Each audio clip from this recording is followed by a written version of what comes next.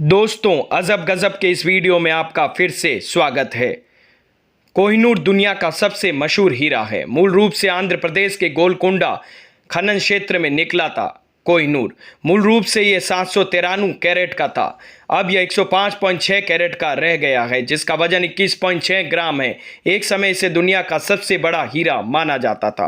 कोहिनूर के बारे में पहली जानकारी 1304 के आसपास की मिलती है। तब यह मालवा के राजा महलाक देव की संपत्ति में शामिल था। इसके बाद इसका जिक्र बाबरनामा में भी मिलता है।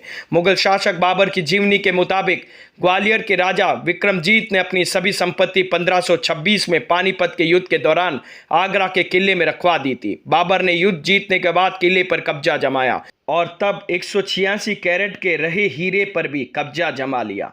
तब इसका नाम बाबर हीरा पड़ गया था। इसके बाद यह हीरा मुगलों के पास ही रहा। 1738 में ईरानी शासक नादिर शाह ने मुगलिया सल्तनत पर हमला किया। 1739 में उसने दिल्ली के तब के शासक मोहम्मद शाह को हरा कर उसे बंदी बना लिया और शाही खजाने को लूट लिया। इसमें बाबर हीरा भी था। इस हीरे का नाम नादिर शाह ने ही कोहिनूर रखा था। नादिर शाह कोहिनूर को अपने साथ ले गया। 1747 में नादिर शाह को अपने ही लोगों ने उनकी हत्या कर दी। उसके बाद कोहिनूर नादिर शाह के पोते शाहरुख मिर्जा के कब्जे में आ गया। 14 साल के शाहरुख मिर्जा की नादिर शाह के बहादुर सेनापति अहमद अब्दाली ने काफ़ी मदद की, तो शाहरुख मिर्जा ने कोहिनूर को अहमद अब्दाली को ही सौंप दिया था। अहमद अब्दाली इस हीरे को लेकर अफगानिस्तान तक पहुंचा। इसके बाद यह हीरा अब्दाली के वंशज के पास रहा। अब्दाली का वंशज शुजा शाह जब लाहौर पहुंचा तो कोहिनूर उसके पास था। पंजाब में सिख राजा महाराजा रंजीत सिंह का शासन था। जब महाराजा रंजीत सिंह को पता चला कि कोहिनूर शुजा के पास है, तो उन्होंने उसे हर तरह से मनाकर 1813 में यह कोहिनूर हासिल कर लिया। रणजीत सिंह कोहिनूर हीरे को अपने ताज में पहनते थे। 1839 में उनकी मौत के बाद यह हीरा उनके बेटे दिलीप सिंह तक पहुंचा। 1849 में ब्रिटेन ने महाराजा को हराया था। दिलीप सिंह ने लाहौर की संधि पर तत्कालीन गवर्नर जनरल लॉर्ड डलहौजी के साथ हस्ताक्षर किए। इस संधि के मुताबिक कोहिनूर को इंग्लैंड की महारानी को सौंपना पड़ा। कोहिनूर को लॉर्ड डलहौजी 1850 में लाहौर से मुंबई लेकर आए और वहां से 6 अप्रैल 1850 को मुंबई से इसे लंदन के लिए भेजा गया। 3 जुलाई 1850 को इसे बकिंघम पैलेस में महारानी विक्टोरिया के सामने पेश किया गया। 38 दिनों में हीरे को शेप देने वाली सबसे मशहूर डच फर्म कोस्टर ने इसे नया अंदाज दिया। इसका वजन तब 108.93 कैरेट रह गया था।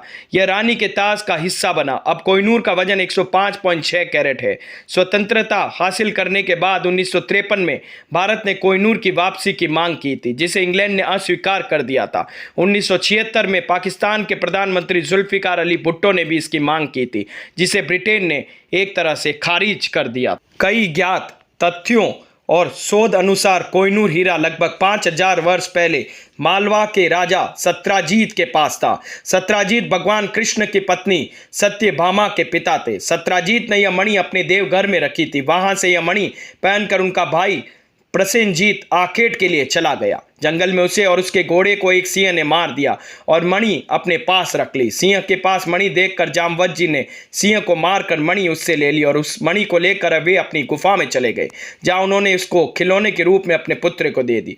जब प्रसेनजीत कई दिनों तक शिकार से न लौटा तो सत्राजीत को बड़ा दुख हुआ। उसने सोचा कि श्री कृष्ण ने ही मणि प्राप्त करने के लिए उसका वध कर दिया होगा। अतः बिना किसी प्रकार की जानकारी जुटाए उसने प्रचार कर दिया कि श्री कृष्ण ने प्रसेनजीत को मारकर स्वयं मणि छीन ली है। तब श्री कृष्ण ने अपने ऊपर लगे लांछन को मिटाने के लिए मणि की खोज शुरू कर दी। इस लोक निंदा के निवारण के लिए श्री कृष्ण बहुत से लोगों के साथ प्रसेनजीत को ढूंढने वन में गए। वहां पर प्रसेनजीत को शेर द्वारा मार डालने और शेर को रीछ द्वारा मारने के चिन्ह उन्हें मिल गए। रीछ के पैरों की खोज करते करते वे जामवंत जी की गुफा पर पहुंचे और गुफा के भीतर चले गए। वहां उन्होंने देखा कि जामवंत जी की पुत्री उस मणि से खेल रही है। श्री कृष्ण को देखते ही जामवंत युद्ध के लिए तैयार हो गया। गुफा के बाहर श्री कृष्ण के साथियों ने उनकी 7 दिन तक प्रतीक्षा की। फिर वे लोग उन्हें मरा जानकर पश्चाताप करते हुए द्वारिकापुरी लौट आए। इधर 21 दिनों तक लगातार युद्ध करने पर भी जामवंत जी श्री कृष्ण को पराजित नहीं कर सके। तब उन्होंने सोचा कि कोई ये अवतार तो नहीं है जिसके लिए मुझे रामचंद्र जी का वरदान मिला था। यह पुष्टि होने पर उसने अपनी कन्या का विवाह श्री कृष्ण के साथ कर दिया और मणि दहेज में दे दी। उल्लेखनीय है कि जामवंत जी कृष्ण के संयोग से मां प्रतापी पुत्र का जन्म हुआ जिसका नाम सांब रखा गया। इस सांब के कारण ही कृष्ण कुल का नाश हो गया था। श्री कृष्ण जब मणि लेकर वापस आए तो सत्राजीत अपने किए पर बहुत लज्जित हुआ। इस लज्जा से मुक्त होने के लिए उसने भी अपनी पुत्री का विवाह श्री कृष्ण के साथ कर दिया। उन्होंने कहा, अब आप इस मणि को रखिए। तब श्री कृष्ण ने कहा, कोई ब्रह्मचारी और संयमी व्यक्ति इस मणि को धरोहर के रूप में रखने का अधिकारी है। श्री कृष्ण जानते हैं कि इस मणि को रखने का अर्थ क्या है, अतः उन्होंने यह मणि सत्राजीत को दे दी। यहाँ तक तो कहानी सही है, लेकिन कहते हैं कि यह मणि श्री कृष्ण ने अक्रूर जी को दे दी थी। उनके पास से यह कहाँ चली गई है कोई नहीं जानता। कुछ समय के बाद श्री कृष्ण किसी काम से इंद्रप्रस्थ जाते हैं। तब अक्रूर तथा ऋतुवर्मा की राय से सतधनवा यादव से सत्राजीत को मारकर मणि अपने कब्जे में ले ली। सत्राजीत की मौत का समाचार जब श्री कृष्ण को मिला तो वे तत्काल द्वारिका पहुंचे। वे सतधनवा को मारकर मणि छीनने को तैयार हो गए। इस कार्य में सहायता के लिए बलराम भी तैयार थे। यह जानकर सतधनवा ने मणि अक्रूर को दे दी और स्वयं भाग निकला। श्री कृष्ण ने उसका पीछा करके उसे मार तो डाला पर मणि उन्हें नहीं मिल पाई। बलराम जी भी वहां पहुंचे। श्री कृष्ण ने उन्होंने बताया मणि उसके पास नहीं है। बलराम जी को विश्वास नहीं हुआ। वे अप्रसन्न होकर विदर्भ चले गए। श्री कृष्ण के द्वारिका लौटने पर लोगों ने उनका भारी अपमान किया। तत्काल यह समाचार फैल गया कि मणि के लोभ के चक्कर में श्री कृष्ण ने अपने भाई का भी त्याग कर दिया। श्री कृष्ण इस अकारण प्राप्त अपमान के शोक में डूबे थे कि सहसा वहां नारद जी आ गए।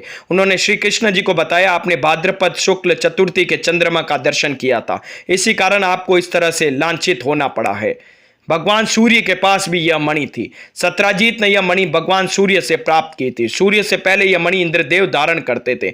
जब तक यह मणि इंद्रदेव के पास थी उनके भी साम्राज्य में उथल पथल होती रही। उम्मीद है आप लोगों को मेरी यह जानकारी पसंद आई होगी। अजब गजब के ये वीडियो आप लोगों को कैसे लगते हैं, प्लीज़ लाइक शेयर सब्सक्राइब करना ना भूले और हाँ, कमेंट करना भी ना भूले। धन्यवाद।